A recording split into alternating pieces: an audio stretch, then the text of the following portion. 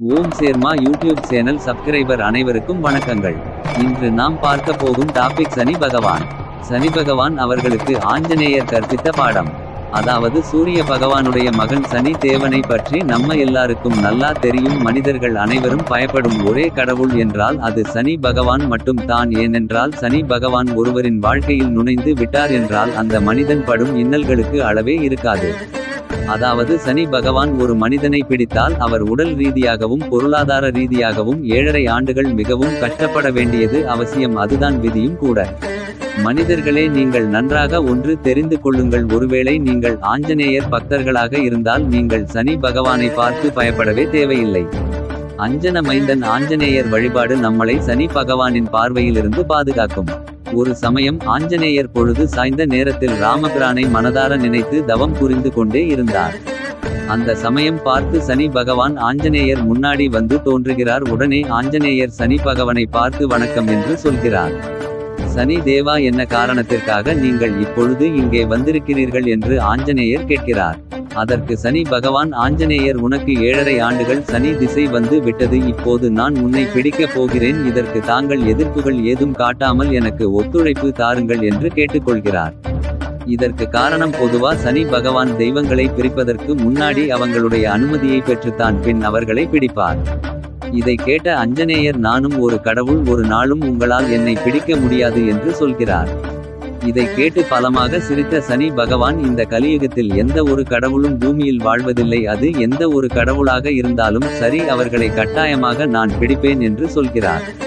இதற்கு உதாரணம், ஏன் உலகத்தையாலும் சிவனையே நான் பிடித்துள்ளேன். எனக்கு பயந்து அவர் 7.5 ஆண்டு ஒளிந்துள்ளார். அப்படி இருக்கும் பொழுது நீங்கள் எனக்கு எம்மாத்திரம் கட்டாயம் நான் உங்களை பிடிப்பேன் என்று உறுதி கூறுகிறார். இதை கேட்ட ஆஞ்சநேயர், சாதாரண மனிதராகவும் இருந்தாலும் சரி, கடவுளாக இருந்தாலும் சரி, யாரெல்லாம் ராம நாமத்தை உச்சரிக்கிறார்களோ அவர்களை யமதர்மனாக கூட இருந்தாலும் நெருங்க முடியாது. அப்படி இருக்கும் பொழுது உங்களால் மட்டும் என்னை எப்படி நெருங்க முடியும் என்று ஆஞ்சநேயர் கூறுகிறார். நான் ராமனுடைய பக்தன், அதனால் உங்களால் என்னை கட்டாயம் பிடிக்க முடியாது என்று கூறுகிறார். உங்களுடைய வேலையை பார்த்து கொண்டு நீங்கள் கிளம்புங்கள் என்று சொல்கிறார். அதற்கு சனி பகவான், அஞ்சலி மைந்தனே, பிரம்மதேவனால் படைக்கப்பட்ட அனைத்து உயிர்களையும் நான் கட்டாயமாக பிடிப்பேன். அதனால் உங்களை பிடிக்கும் அதிகாரம் எனக்கு இருக்கிறது. எனவே தயவு கூர்ந்து என்னுடைய வேலையை செய்ய விடுங்கள். என் திசை முடியும் வரை உங்களுடன் நான் இருப்பேன். என்னை உங்களது உடம்புக்குள் அனுமதிக்குமாறு கேட்டுக்கொள்கிறேன். அதற்கு ஆஞ்சநேயர், சரி, அனுமதிக்கிறேன் என்று சொல்கிறார். அதன் பின் ஆஞ்சநேயர், நீங்கள் தாராளமாக என்னை பிடிக்கல, ஆனால் நீங்கள் என்னை இரவில் பிடித்தால் எந்த பாவத்தை பிடிப்பீர்கள் என்று கேட்கிறார். அதற்கு சனி பகவான், பொதுவாக நான் மேல்நிலை ஆண்டுகள் மனதில் பிடிப்பேன். அந்த 7.5 வருடத்தில் 2 வருடம் தலை பகுதிகளிலும் அவர்களுடைய புத்தியை பாதிப்பை, அதற்கு அப்புறம் 2 வருடம் மனிதனுடைய வயிற்று பகுதியை பிடித்து அவர்கள் உட்பட வியாதிகளை உற்பத்தி பண்ணுவேன். நிறைய நோய்களை தருவேன். மிச்சம் இருக்கும் வருடங்களில் அவர்களுடைய பாதத்தை பிடிப்பேன். இப்படித்தான் பொதுவா நான் மனிதர்களை பிடிப்பேன். ஆஞ்சநேயர், நான் இப்போது உங்களுடைய தலைப்பகையை பிடிப்பேன் என்று சொல்லி முடிக்கும் முன் ஆஞ்சநேயர் தலையில் அமர்ந்து விட்டார். அப்போது சனி பகவான் ஆஞ்சநேயரின் புத்தியை பாதிக்க ஆரம்பித்தார். அந்த சமயம் பார்த்து ஆஞ்சநேயருக்கு தலை மிகவும் அரிக்க ஆரம்பித்து விட்டது. உடனே ஆஞ்சநேயர் ஒரு பெரிய பாறையை பேர்த்து தன்னோட தலை மீது வைத்து விட்டார்.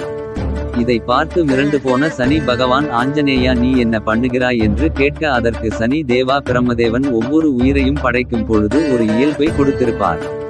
அந்த இயல்பின் படி தான் அந்த உயிரினங்கள் இயங்கும். பொதுவா எனக்கு தலை அரித்தது என்றால் ஒரு கல்லை எடுத்து எனது தலையில் வைத்துக் கொள்வேன். அந்த அரிப்பும் சரியாகும். அதனாலதான் இந்த மழையை என் தலைமையில் நான் வைத்திருக்கிறேன். இதை பத்தி எல்லாம் நீங்கள் யோசிக்க தேவையில்லை. நீங்கள் உங்களது வேலையை பாருங்கள், நான் என்னுடைய வேலை பார்க்கிறேன் என்று சிரித்து கொண்டே சொன்னார்.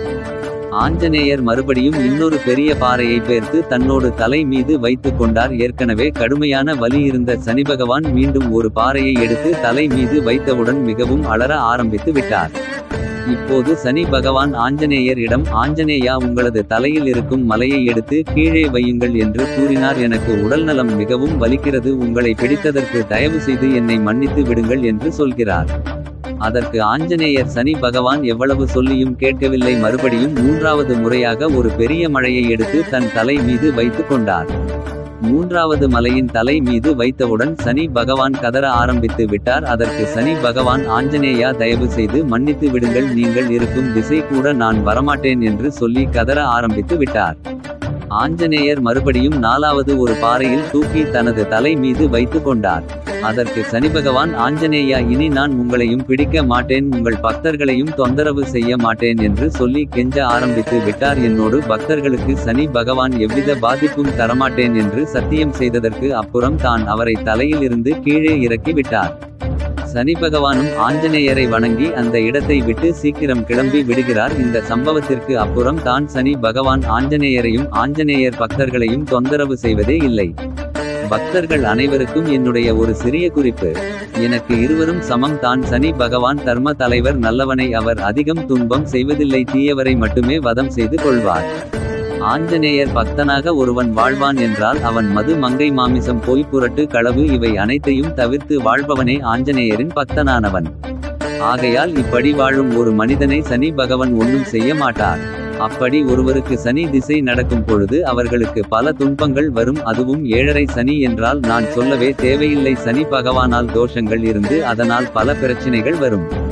இப்படி சனி பகவானால் வரும் அனைத்து துன்பங்களில் இருந்து விடுபட்ட சனி பகவானை சந்தோஷப்படுத்தி அவர்களுக்கு ஒரு பரிகாரங்கள் செய்ய தினசரி நீங்கள் இரவு தூங்கும் பொழுது சிறிதளவு எல்லை ஒரு பேப்பரில் மடித்து உங்கள் தலையில் வைத்து படுத்துக்கொள்ளவும். மறுநாள் காலை அதை சாதத்துடன் சேர்த்து காக்கைக்கு உணவு அளிக்கவும்.